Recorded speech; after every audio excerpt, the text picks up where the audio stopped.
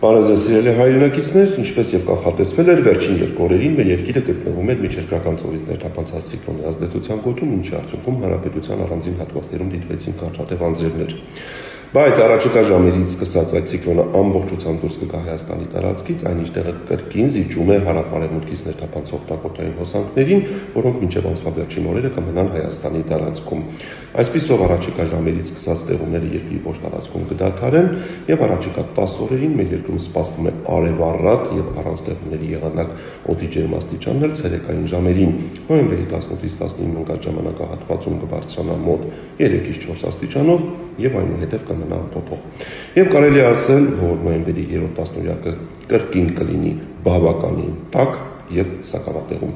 Այսպիսին է շրջակա միջավայրի նախարարության հիդրոմետ կենտրոնի կանխատեսումները, լավ մնացեք։